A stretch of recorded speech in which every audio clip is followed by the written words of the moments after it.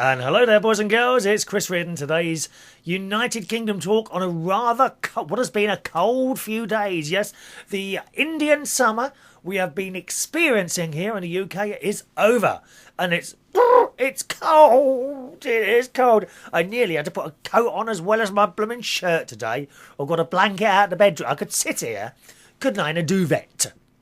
I could sit here in a duvet, eh? Oh, it's cold. Yeah, I can't afford to. We can't afford to use the heating anymore here in the UK. We are charged enormous amounts of money by international other countries for their gas and their electricity. We haven't got any of our own. No one can afford to turn anything on, dear. God, I'm cold.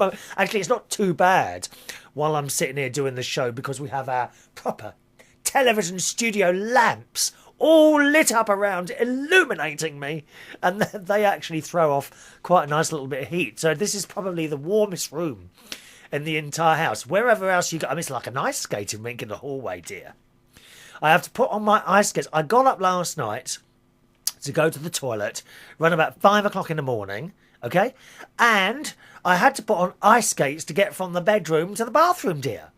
We can't afford to turn the heat. Gordon Brown won't allow us in this country anymore to use any gas or electricity or petrol. He's put it up so much.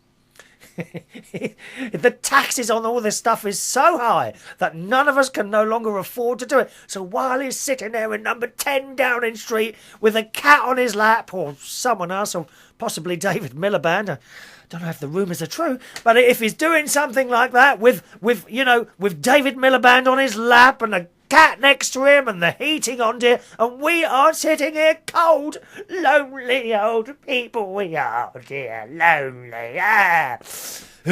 Well, that's enough about that anyway. So it's quite... I've lost the plot already. We've only just started the show and I've lost the plot. It is rather cold here in the UK, so if there's steam coming out of my mouth, you know what it is. It's so cold in this room. I'm not putting heat. I'm going to try, and you're going to think I'm mad saying this, I'm going to try not to use the heating until, let's think, what should we do? Now, I remember Carl in Yorkshire telling me once that he doesn't turn the heating on until somewhere halfway through December or something like that. So that's what I'll do. Okay, let's make a little note on the calendar behind me, as provided by my friend David. He makes these. He's got a calendar. Can you hear it? Calendar on the wall behind him. Hang on, let me make a note. There we are.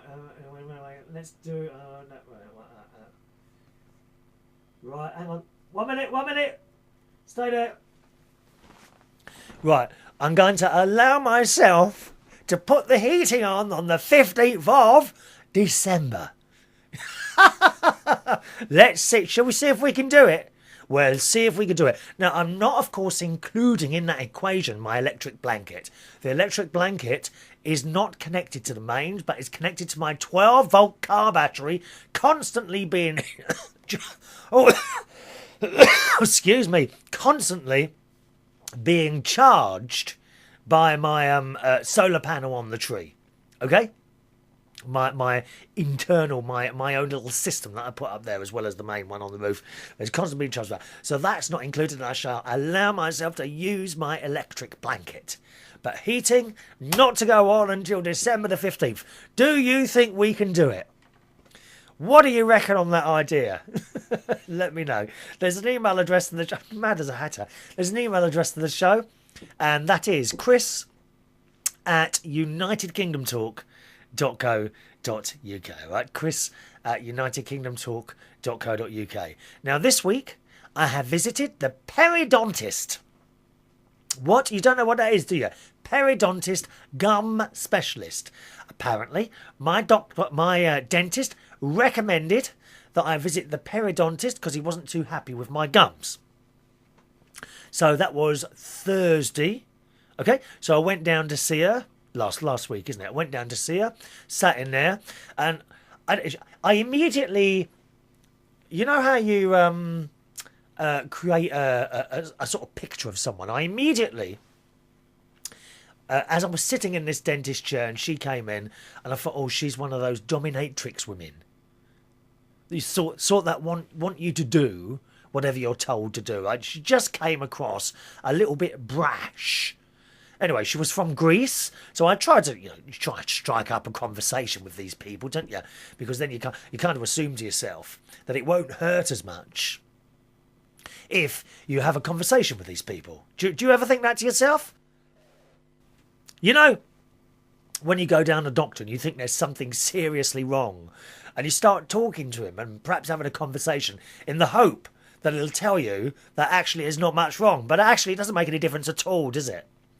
Anyway, so she started looking at my gums, and she had, it was like something out of the Dark Ages. It really, really was. I can only, I've got my glasses here. It was like a metal thing with like a pin. I would only describe it as a pin on the end. And then I'm there with my mouth open.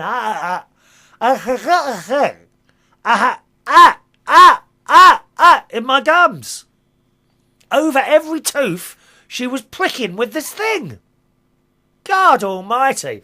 And there was a nurse sitting next to her. She had the nurse, lovely. The nurse was very nice, actually. The nurse, she's got the old pad. She's got the pad and the clipboard with her, writing down, yes, number 1, number 2. And then before she did that, she says, right, well, we'll check the hygiene first. And she's going, yes, upper, fair, lower, fair. And I thought, fair? I thought to myself, what does she mean, fair? I brush these teeth twice a blooming day. And they get flossed every single night. And I do get fed up being told by the dentist every single time, make sure you brush and floss your teeth every day. I've been doing it for 25 years, dear. Why do they keep telling me the same thing?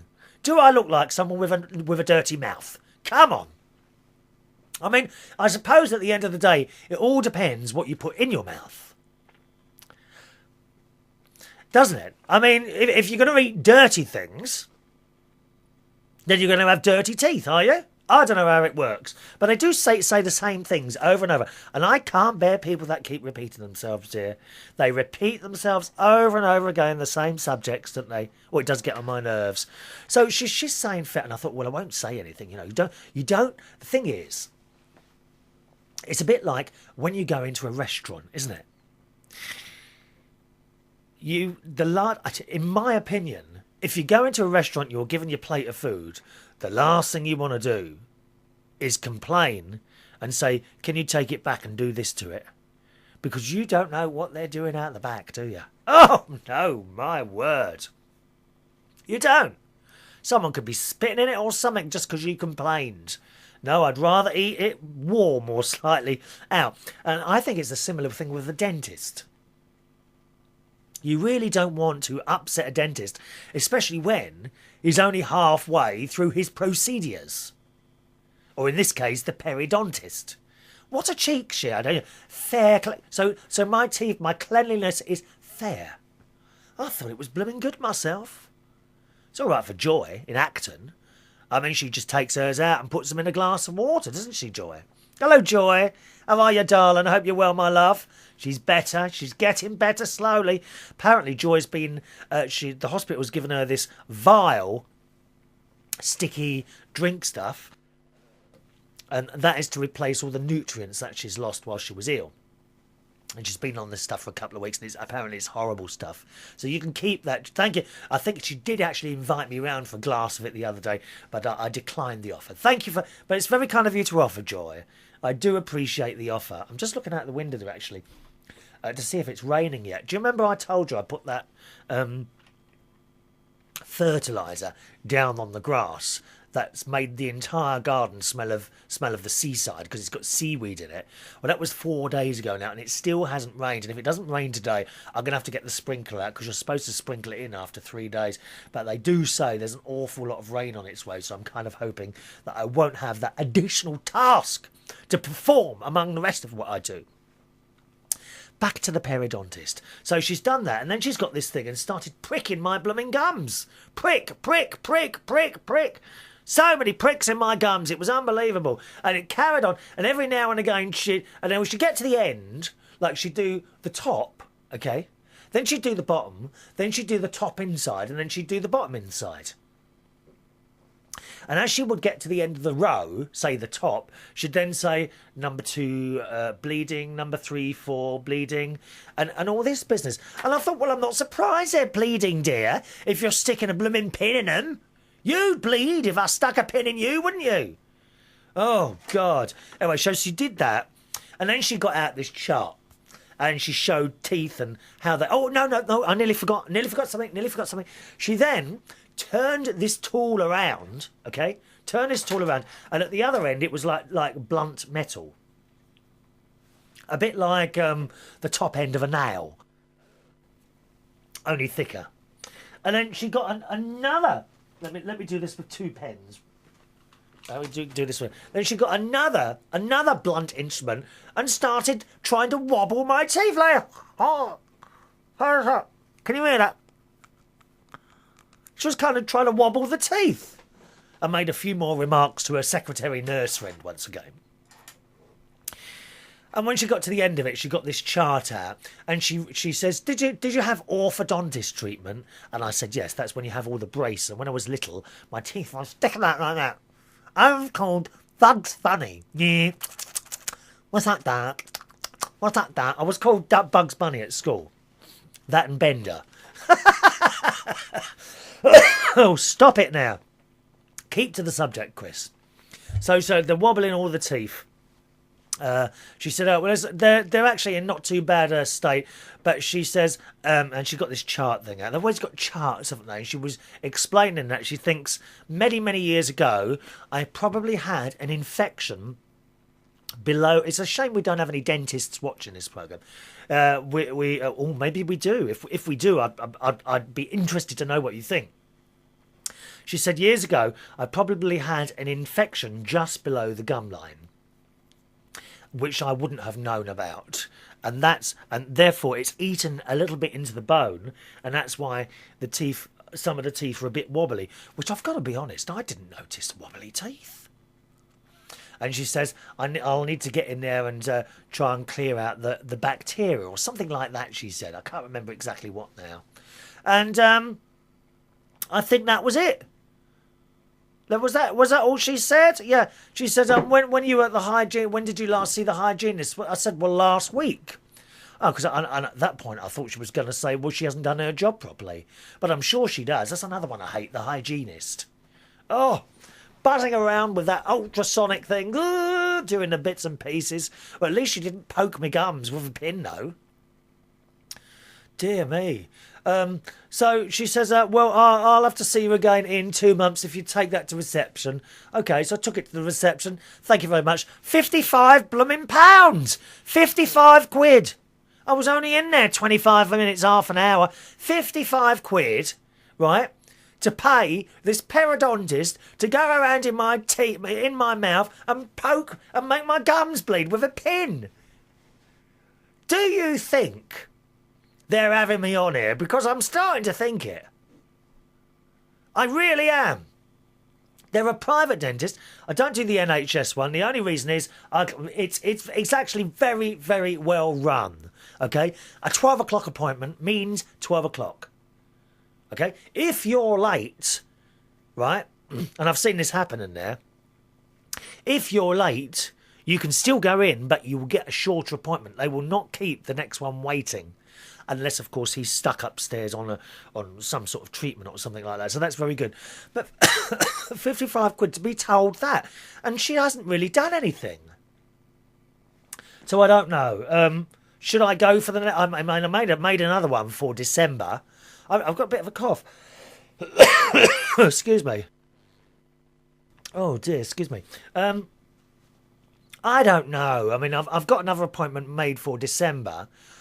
But I don't think she's done anything. She's just poking the blooming gums. If you've got any thoughts on that, do let me know. The email address of the show is chris@unitedkingdomtalk.co.uk. chris@unitedkingdomtalk.co.uk. Of course, one of the things I actually like about visiting doctors and dentist surgery is reading. They've always got copies of National Geographic in, haven't they? Or National, what is it called? Anyway, National Geographic. And because of that, it has prompted me into purchasing my very own copy. Look at this. No, oh, yeah, that's it. I'm intelligent now. Because I actually own, it's the first time I've ever bought National Geographic magazine.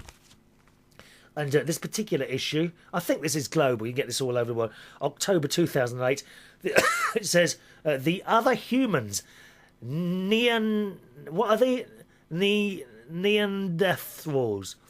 Neanderthals, aren't they? Neanderthals. Silly me. Good. And there's pictures, and it has some fantastic pictures. There's a lovely picture of a leopard. What sort of leopard is this? Let me have a quick look.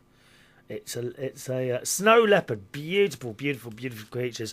Unfortunately, a lot of them killed by these idiots who want to sell their fur, and it's just awful wearing animal fur, I think. There's a picture of a puffin as well, and lots of other bits and pieces. So I may subscribe to this. It's actually not that. I thought it was more expensive than this. It's actually £3.99. And you do get an awful lot in there. And I've always, as I say, read these things in doctor's surgery and dentist surgery. So I've now had my own copy, and I shall probably purchase that monthly. Oh, actually, come to think of it, they might have an offer, mightn't they, that if you sign up for so long, you get 12 copies for the price of 10 or something like that, do they? Oh, they do books as well. Look at this. Oh, blimey, some of those books are dear. Oh! Look at this. Visual Atlas. £60, dear. Oh, we can't be spending that on one book. Oh, you're having a laugh, ain't you? It's all free on the internet, that stuff, anyway. So I bought that. Also, you see, I bought these two magazines after I'd been to the dentist to make myself feel better. Not that I was in any pain apart from the bleeding. I mean, blood gushing out of my mouth. It was like a geezer. You know those geezers that they have, not a bloke as in geezer. Sorry, if I can explain to the Americans. Sometimes in the UK, men are referred to as geezers. Example, look at that geezer over there. I wonder what his name is. Or all the geezers came round here and we had a bit of a laugh. So men, not women, men could be referred to as geezers, all right? Just to let you know. Not that sort of geezer. Geezer I meant as in one of those things in the ground that water shoots off out of. Well, it was like that coming out of my mouth on the way home, dear. So I went to the newsagent and I purchased first my National Geographic magazine. And also, I bought this. It's called Grow Gardens Grow to Eat. Cut your food bill. Now, actually, my food bill isn't that much anyway. But I'm kind of tempted to grow my own food. I quite like the idea of that. But it is a lot of work. And I don't think I've got the time to do it, so I might just read about it instead. Mad, isn't it? I've also talking of gardening things, I've got a lovely silver birch over there that hangs, but the trouble is it hangs over the garden. It's getting quite tall now. And if I allow it to go any further, then it's going to... Oh, have I got a tissue? No, I've left the tissues outside again, haven't I? Oh dear, I really must sort out the studio before I come into it. Yeah, it's a very tall tree, and if I let it go much further, it's going to start shading the solar panels, which will affect the electricity they make. So I I was cycling back from the swimming pool, was it yesterday or the day before? Yesterday, I think it was, and there was a bloke cutting trees down.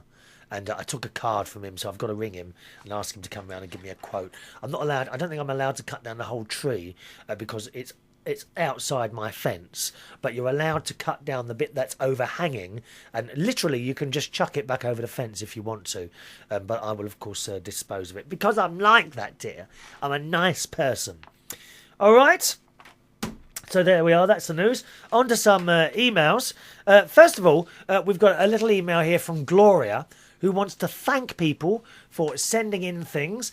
Thanks to you and thanks to Matty. Trevor's class, do you remember Gloria had asked if anyone wanted to send a postcard into the school? because we're collecting postcards from all over the place. Trevor's cast got a card from Australia today. That's from Matty. Thank you, Matty. It's been very exciting for the 7 and 8 year olds. I still don't know the final number of cards the class has received, but I'll let you know when I get that count. Your thankful Florida friend, Gloria. And I've got to be honest, Gloria, this is something I meant to do for you. And it's here. I even kept, there it is there. I even kept the, oh, well, it should be there. Where has it gone now? I know it's here somewhere. There it is. Is that it? 1 minute, 1 minute. There it is. There it is.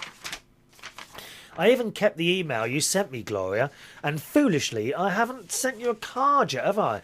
I did it on the very first day that you got it. I went down to the Bracknell town centre and see if there was any postcards for Bracknell, and there isn't.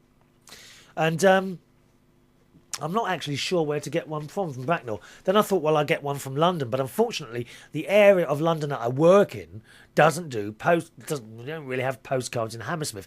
You only have that sort of thing in the centre of London, you know. So I will continue to look. And if I find one in the next couple of weeks, I shall too send one. But I did intend to send one as well. Very bad of me. A little slap on the hand here.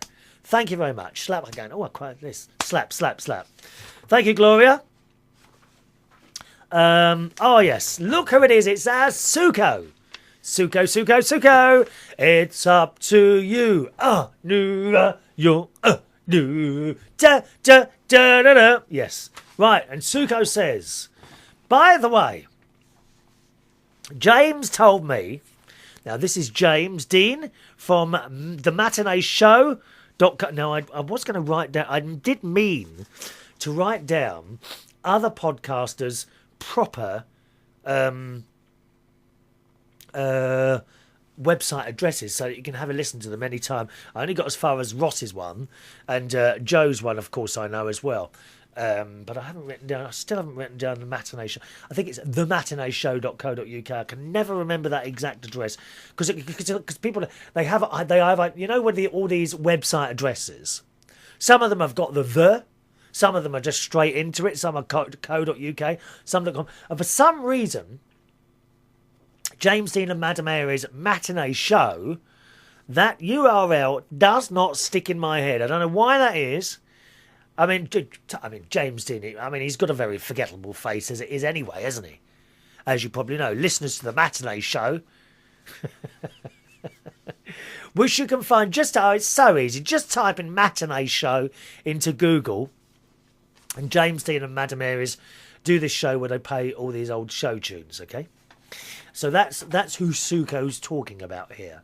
By the way, James Dean told me he got a bus one day wearing a Thameside radio jacket, and the bus driver told him he listened to the station. Then he realised he was James Dean and asked for his autograph and asked how Madam Aries and Suko was. I have made it. I am a superstar in Manchester, she says. Unless, of course, he made it up to make me feel good. Then I'm just a run-of-the-mill housewife from Long Island. Oh dear. Suko, that's good. No, that's good. You're more, my darling, you are more than a run-of-the-mill housewife. You know that. You know you're more than a run-of-the-mill housewife. But, I mean, is he trying to impress you with that? So he was recognised on a bus. Well, my dear, I can go much, much better than that, if you don't mind me saying so. Lovey? Oh, yes. It was a few years ago now, I must admit. But I was getting on a plane. Yes, an aeroplane, boys and girls, an aeroplane. Chris Reardon on an aeroplane. It was a Virgin Atlantic plane. And this was actually going to visit New York. Right? So I'm getting on this plane. I've gone and I have booked premium economy on this occasion. Premium economy. That means you get a bit more leg room and you get your meals first, okay? So I'm sitting down there. I've been welcomed onto the plane. Now I'm sitting down there, and I was actually in the near the front of the middle cabin, right? And I noticed two of the boys and one of the girls, they were standing at the top of the, I don't know what you call it, the corridor. What's that thing called where you walk up and down the plane? You know, the aisle. Standing at the top of the aisle, talking to each other. And they were looking at me. I thought, oh, are they looking at me? And they were. They were looking at me. And then one of the boys came down. I think he was one of them because his hips were kind of going from side to side. You know, walking in that womanly fashion. He says, excuse me, are you Chris Reardon? And I said, yes. Oh, we're so pleased to have you aboard, he says. He says, we come to your Monday nights at the pub that you work at every Monday. Remember when I was doing the 70s and 80s night in the 90s? Well, apparently they used to come to it all the time. He says, look, I'm really sorry. He said, I was talking to the girls and I wanted to put you up in business class. Ah, wanted to upgrade me. Chris Reardon, darling, wanted to upgrade me for nothing, lovey. He said, I'm really sorry, we haven't got any seats left at the front today. It's a fully booked flight. He said, but can I get you a bottle of champagne or something? Yes! Yes! So, James Dean, you get recognised on little buses and I get recognised on Virgin Atlantic planes going to New York, lovey, and get a bottle of champagne. Thank you very much. Don't be coming out with that sort of stuff, Suko, trying to impress me by James Dean being recognised on a bus, dear. I mean, it says it all, doesn't it? On a bus, please. Now... we love it. We love it. Onward. Incidentally, Matty. Hello, Matty in Australia. He wanted to know, do I like Bjork? No, not a fan of Bjork, I'm afraid. A lot of the stories say she's got a bit of a temper on her. And I really haven't got time for celebrities and stars who have tempers and start throwing their weight around. You know the sort of thing I mean. They're not all like that. In fact, I think most of them aren't. Now, she may well not be, but there was some stories in the paper a while ago that says she was a bit of a handful. Shall we just say a bit of a handful to work for? Her music is hugely popular, and she has a very big audience out there, but not my cup of tea. It's the old case, Matty. We all like different things, and personally I don't like her stuff. I like Barry Manilow. Oh, yes. Maybe the old songs will bring back the old times. Maybe the old lines will sound new. Do you know, I haven't sung a song recently with full backing, have I? I need to do that soon. We haven't sung any songs for ages, dear. Ages. But not time today. We must continue. We must forge ahead with this spectacle of talk radio. Got to say hello to Judith. It's my mate Judith, who I haven't heard from a little while. You remember Judith? She lost her mum at the beginning of the year. Do you remember that? Anyway, I just dropped her a little email to see how she was. She says, it's been a turbulent year. I still download each and every podcast of yours and listen to several at a time when I'm not chained to my computer, working or running the house. In early August, we were a bit derailed with a tornado-like microburst that hit our home. Now, I've never heard of that expression before, microburst. Is that like I don't know, like a small tornado, or is what a microburst? Never heard that expression. She said, we were ground zero.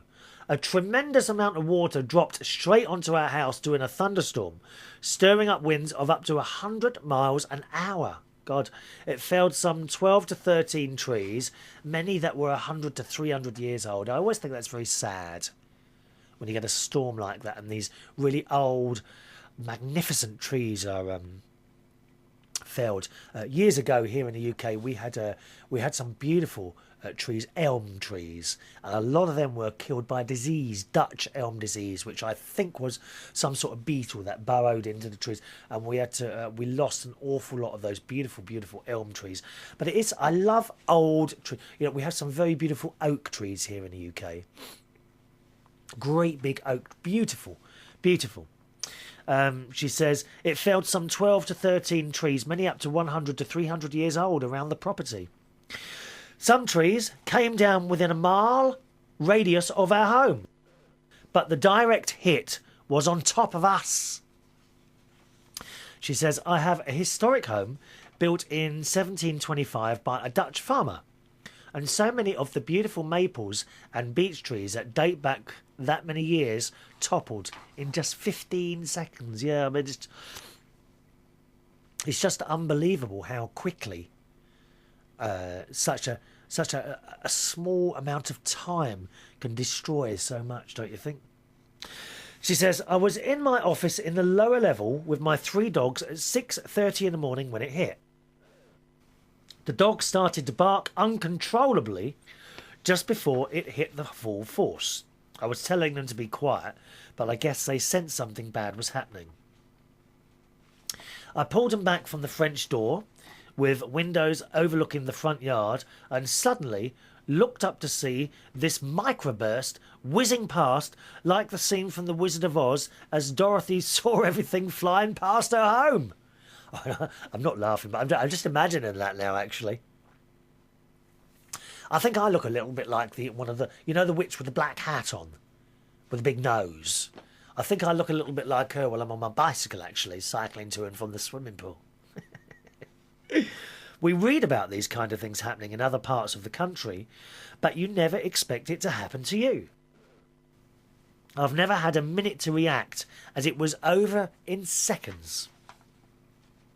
I thank God that only one tree hit the house, and that Greg, my brother, who had just taken the dogs out in the yard, was inside safe when it hit. They would have been killed for sure.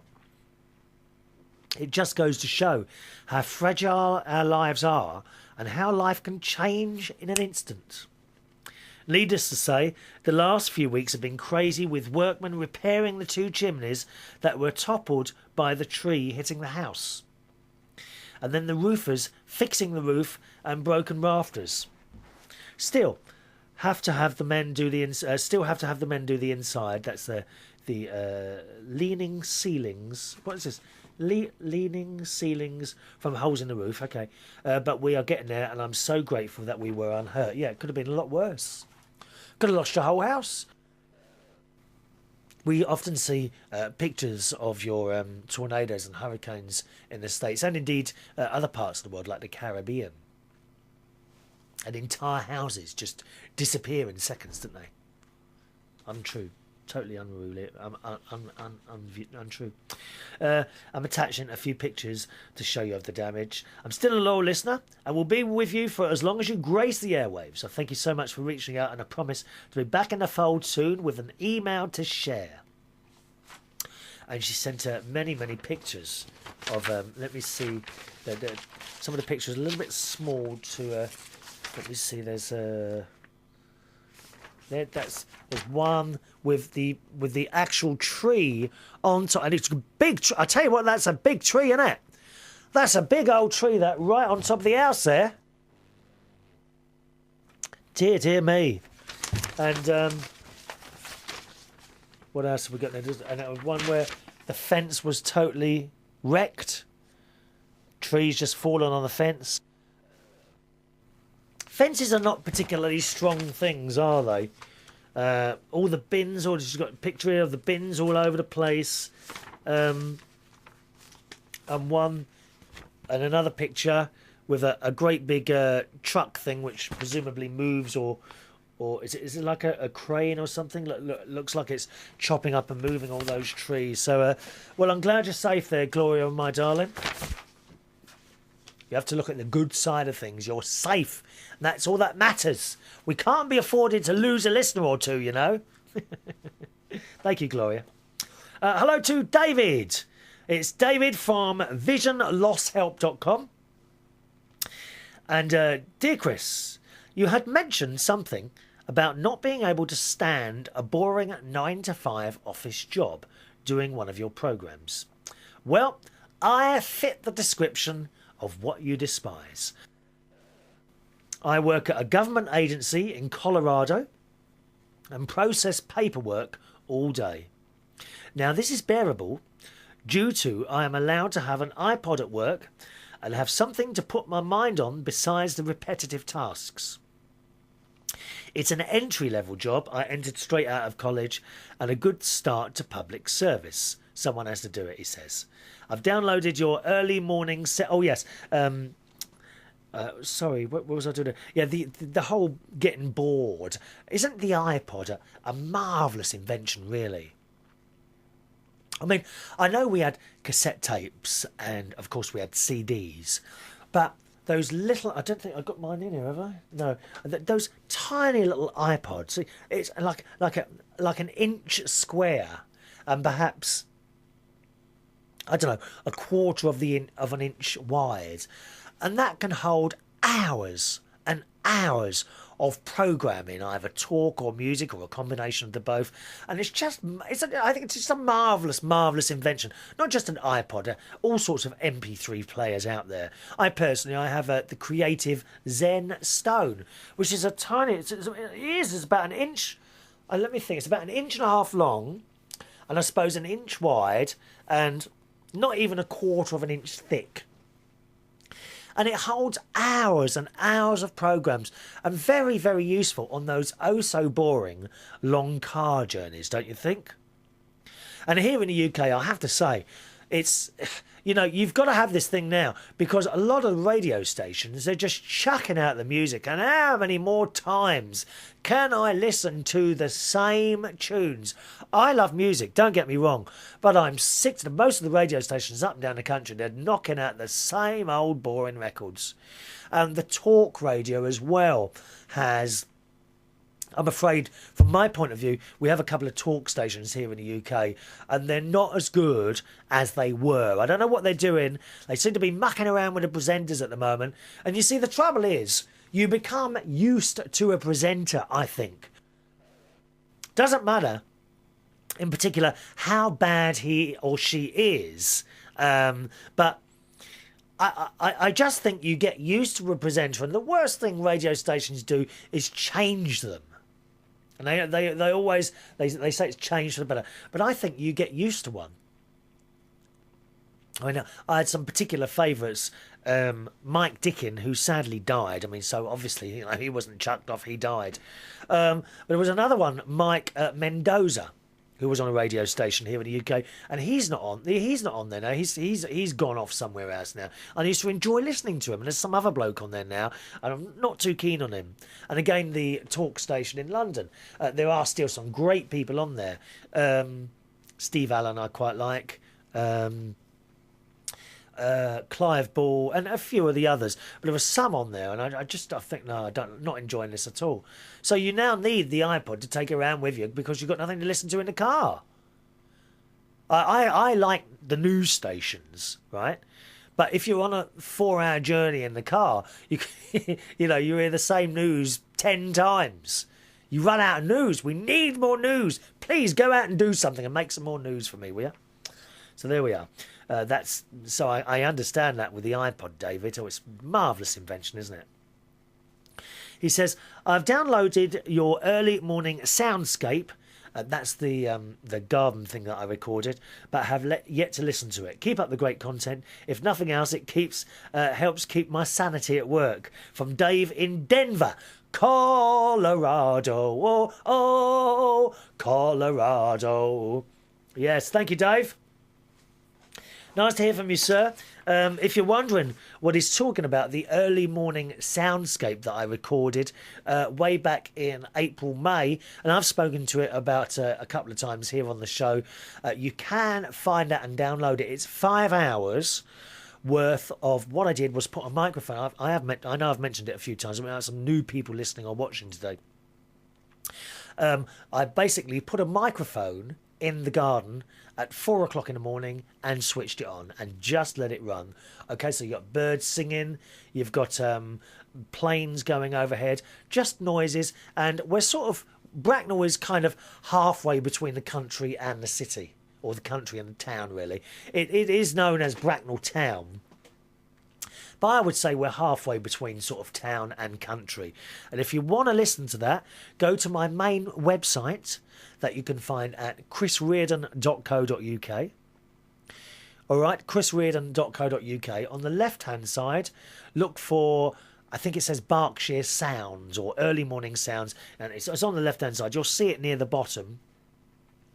Right-click on that and save as, or just left-click and it should play straight through your speakers. If it doesn't play out straight away, then you're not set up right. So just right-click and save as the whole file. Now, it's a big file, 5 hours worth of sort of countryish sounds. Okay? And I think you might find it quite relaxing. No charge, of course. It's all free, dear. I don't charge for anything, you know that, love. That's why I can't afford to turn my heating on. Woo! We're all going to sit round a candle later, me and the 2 cats. Thanks, Dave. Right, onwards. Oh, look. It's Ian, little Ian, Scotty boy. How are you, sir? Scotty did help me with some of the video side of things for the show a while back. And Scotty says, I've been so busy running my web company, as well as lots of other media projects. Not enough hours in a day. You don't have to tell me that one. I know that, Scotty boy. I've known that for years. Never been enough hours in my day. He says, sorry I haven't written in, even just to say hi, but I do follow every show on the weekends when I take a break from the computers and chill out on the beach for a couple of hours at the weekend. It's all right for some, isn't it, eh? Chilling out on the beach. Hope you're doing well and enjoying the processing power of your new computer. Yes, I am. Oh, it's so much faster. One of these days, I might be able to talk you into buying a proper computer, a Mac. He says, you might laugh, but once a Mac and you never go back. I've heard that many times before. Once a Mac, you never go back. And that's from Scotty in Savannah, Georgia. Georgia. Thank you, sir. Nice to hear from you. Don't be a stranger, dear. Email address for the show is chris@unitedkingdomtalk.co.uk. chris@unitedkingdomtalk.co.uk. Hi to, there we are, Dave. Hello, Dave. It's our mate Dave in Florida. And we were talking about my visit to the dentist, not the periodontist, the last one, a couple of weeks ago. And I mentioned that every time I go to the dentist, the next day I seem to have a couple of ulcers in my mouth. And Dave writes, hi, Chris. I'm not sure how it works in the UK, but you could try go to the doctor a few weeks before you go to the dentist and get him to prescribe a preventative antibiotic. You would take them before you go to the dentist in order to, hopefully, stop the ulcers before they start. Remember the things you have said about the smell of dental floss? He says, there's another part to him. He said, remember the things you said about the smell of dental floss? Do you remember that? I said, if you've not flossed for a long time, okay, then do it and then have a smell of the floss. It's the most vile smell you've ever... And remember, that's your mouth. He says, well, the hygienist is scraping that stuff and probably worse into your mouth. Yeah, I never thought of that, you see. Because the hygienist scrapes the stuff off that you either haven't or haven't managed to get out, isn't it? Aren't they? Oh, my God. What on earth is dropping into my very sensitive mouth? It's a bit of a worry, really, dear. Must be very careful. Thank you, Dave. Nice to hear from you, Dave, in Florida.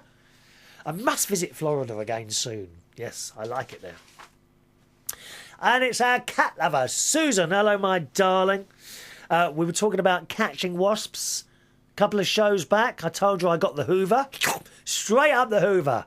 We don't muck about with wasps, dear. Nasty creatures. Bzz, sting, sting, sting. Bzz, sting, sting, sting, sting. Evil, evil creatures. Susan says, I just wanted to share a trick I use to catch wasps. Get an empty plastic yogurt or sour cream container or any small container that has a lid. When the wasps land on this window pane or wall, quickly put the container over it. Then lift one side of it up just enough to slip the lid under it. Once you have the lid under it, keep your hand on the lid and pick it up and secure the lid in place. You will have the wasp trapped in the container. I wonder what noise they make as they hit the side. As they hit the side of the glass a bit.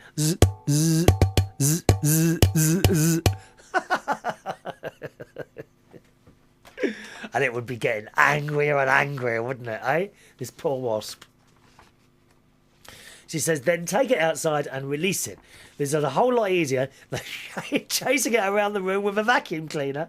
And it's a lot easier than having a guilty conscience over killing it. Now, what made you think I had a guilty conscience over killing a wasp? Well, actually, Susan, you're right. You know me too well, don't you? I don't like killing anything. It's horrible. She says, now about the economy. Oh, dear. Now about the economy and rescuing all these companies. You remember the American government, of course, last week let the billions... How many billions? Was it $70 billion to try and hold up the banks and things? Susan says, I say, let them go under. It's their own fault caused by their greed.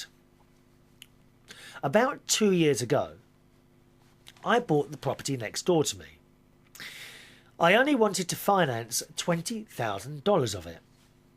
I went to my bank to apply for the mortgage. I had good credit and thought it would be no problem. They would not loan me the money because, you ready for this? The amount was too small. They would, however, loan me 100,000 with no problem. How ludicrous is that? But that is greed, Susan. And we see that all the time.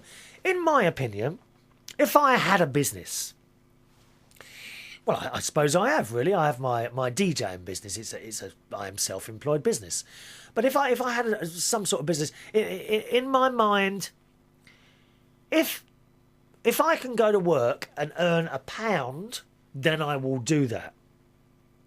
There are plenty of people out there. I mean, if I have a free night, there are plenty of people out there who will not go to work unless they get £10. And I personally think that's a bit great. I mean, you have to be sensible about these things. It mustn't cost you to go to work.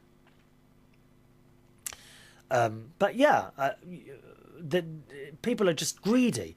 Unless they can get, well, unless I get £200, I'm not coming in. Well, more the fool you.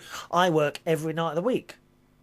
I don't charge as much as many of my colleagues on the DJing and perhaps entertainment karaoke type things, okay? I don't always charge as much as them, but I work as many nights as I want. And I have always put that down to being reliable and not greedy. I don't think I honestly sit here. I don't think I've ever ripped anyone off. It just popped into my head. Did I rip off a venue on New Year's Eve 2000? New Year's Eve 2000 was a special case, I think. I did charge an awful lot of money for that particular night as a DJ. I mean, a lot. I won't tell you, no. A lot of money. On the other hand, the venue was charging people £40 per ticket. See what I mean? Let's share it about. If you're charging that. And that's how I always set my fee usually. If I'm going to do DJing or bingo or karaoke, something like that, I will find out first, how busy is the venue? Do they have a door charge? And that sort of thing. And then I'll set my wages accordingly to what I think is a fair price for that night.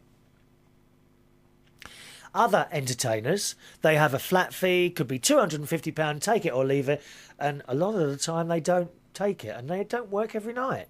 So I think there is a lot of greed in this world now, Susan, and the banks have, as we can see, they've got it wrong, haven't they? Eh? They got greedy, and it's come back to slap them in the face. And you say let them go under. I wish it was as easy as that. I don't think it's as simple as that, Susan. I've got this dreadful feeling that if certain banks go under, it could take the rest of us with us by higher mortgage rates, trying to recover their losses like that and all that sort of thing. It's a lot more involved than you or certainly I can possibly understand. I entirely agree with you. I think they should just let the banks go under if it was as simple as that, but I don't think it is.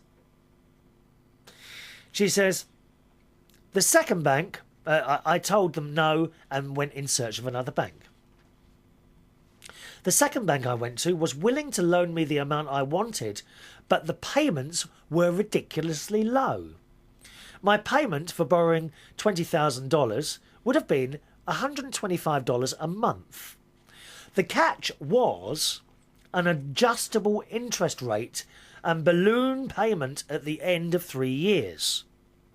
In case you're not familiar with balloon payments, it is when the entire amount still due on the loan becomes due.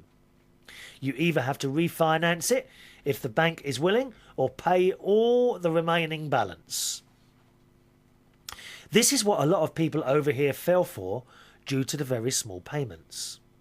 They took a chance that the interest rate wouldn't go up and the bank would refinance their loans. Most of the banks also wanted no money down, as did the bank I went to, so no deposit required. I told this bank no thank you and found a local bank that gave me the $20,000 that I wanted to finance with a fixed mortgage rate. I paid $5,000 down and have a regular 5-year mortgage. It was hard to find a bank that would do a regular mortgage.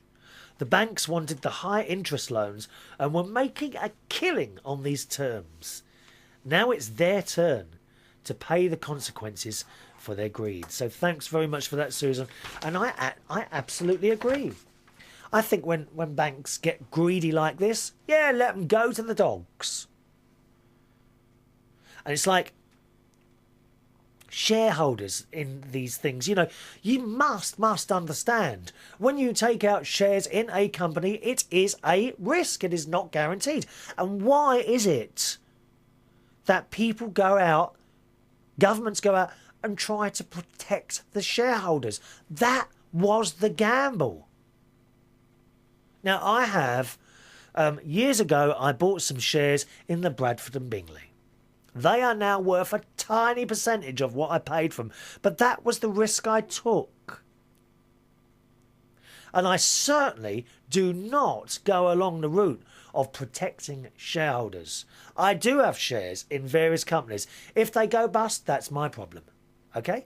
That was the risk I took. However, I do feel that depositors, people who put their money in savings accounts with banks, they should be protected. Because as far as they're concerned, and me, when I deposit my money in a savings account or a bank, I am not taking a risk. Shares are a risk. Deposits in bank should not be a risk. And I think governments, I gather the government of Ireland, has the Irish bank is guaranteeing depositors 100% of their savings, whatever it is. Now, in this country here in the UK, the government has, has guaranteed £35,000 of your savings in each account. So if the bank went bust and you had £50,000 in there, okay, your 35 would be safe, but you'd lose 15,000. Now tell me, what person in their right mind would want to then keep more than £35,000 in a bank? So, of course, you know what's happened last week, don't you? All these people have been taking the money out of English banks and shoving them in the Irish ones because their government is guaranteeing the money. I could put my... I don't have a lot of cash, believe it or not. People seem to think I'm rolling in money. Well, I'm not. My cash is in property, okay? I keep my money in the property. When I have a little bit more, I try and pay off a mortgage or whatever like that. That's what I do. So I have very, very little cash, always. But depositors absolutely should be protected. The people who run the banks, these people who are running the banks and have got this wrong, I shall be very annoyed. And you know it's going to happen. Some of these people are going to lose their jobs, and they will have the most enormous payoffs, money that you and I could ever dream of, and it's just wrong. It's so wrong. Similarly, one does have to remember that these people running the banks for years, did they get it right? When they were making loads of money, did they actually get that right? Or is the situation that we're in now because we thought they were getting it right? Any comments on that? It's Chris at UnitedKingdomTalk.co.uk. Chris at UnitedKingdomTalk.co.uk. Now, I'm looking at my clock. We've only got a minute left now, so I think we're going to have to go. Still got a few emails here. I've got quite a few from Matty. Don't worry, I am getting your emails, Matty. It's just that, like, I try and share it around with other people as well, reading the old emails out here. Julian had a lovely birthday. Remember Julian and Romy? They're from Argentina. They moved over here. They were regular listeners and viewers to the show. I'm pleased to say they moved over to here to the UK earlier in the year, and they're doing okay indeed. His parents have been over here, and they've taken them to Windsor Castle, Edinburgh, and they've been staying with them. So that's really nice that the parents have come over to visit them here in the UK. Now, I'll leave you with the email address once again, Chris at UnitedKingdomTalk.co.uk. Chris at UnitedKingdomTalk.co.uk. Thanks very much for watching and listening to the show. I'll see you on the next one. Bye-bye now.